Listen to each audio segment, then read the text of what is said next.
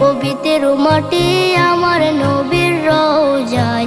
তোমরা যদি যাও গো মদিনায়, তোমরা যদি যাও গো মদিনায়। ইয়া রাসূলুল্লাহ ইয়া হাবিবাল্লাহ, ইয়া রাসূলুল্লাহ ইয়া হাবিবাল্লাহ।